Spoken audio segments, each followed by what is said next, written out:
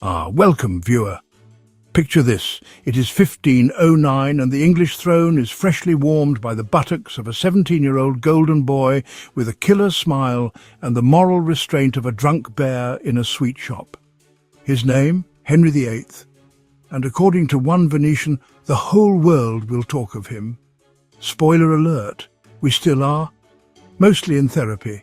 You see, Henry was not just any king. He was the king. In the 16th century, monarchs were viewed as God's middle manager, divinely appointed, morally flawless and absolutely allergic to criticism. If you questioned the king, congratulations. You had just won a free upgrade to the hung, drawn and quartered loyalty program. Now, of course, if you were a noble, they would kindly behead you instead, because even executions had a class system. Henry, being a dutiful lad, took this divine mission very seriously. When some chancers robbed Windsor Castle, he nearly combusted with fury. Why? Because stealing from him was far worse than stealing from you or me. After all, he was God's flatmate, and apparently God does not split rent. So, how do you show the world that you are heaven's chosen CEO? You do it with pageantry, jewels, a dazzling wardrobe, and enough palaces to make Versailles look like a travelodge.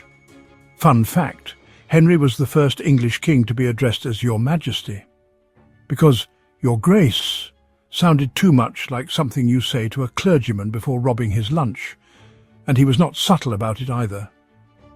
Inspired by the now extinct Burgundian court, a place so extra they made swans wear hats, Henry turned his court into the place to be.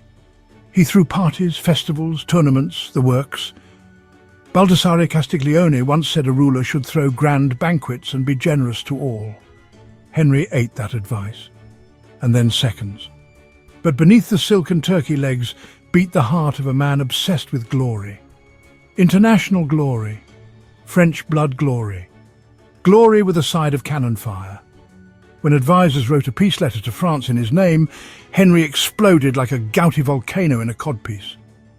He then publicly humiliated the French ambassador by inviting him to a joust and providing no seat. That is the Renaissance equivalent of sending someone a wedding invite and seating them next to your ex with no dinner. But Henry was not just cruelty and cosplay. Oh no, he could be charm itself. People adored him. The poor brought him foxes, peas, baked lampreys and apparently whole bucks, which one man ate in a single sitting and received a royal tip. A tenner for indigestion, I suppose. In hindsight, bringing him foxes probably wasn't a wise move either. He handed out money like the medieval Oprah Winfrey. You get a coin, and you get a coin. And you, peasant lady, here is some cash to get your husband out of debtor's prison. Off you pop. Yet this was also the man who had two of his father's ministers executed in cold blood to distance himself from Daddy's reign. And do not let that wholesome grin fool you. If you crossed him, your head could fly faster than royal gossip. If my cap knew my counsel, I would throw it in the fire, he once said. Charming, but also a little unhinged, the sort of thing you would expect from a man who could smile at you during dinner and have you hanged before dessert. Henry was obsessed with detail, obsessed with image, obsessed with being the king. And he was bloody good at it. He was not just playing the role, he was the role.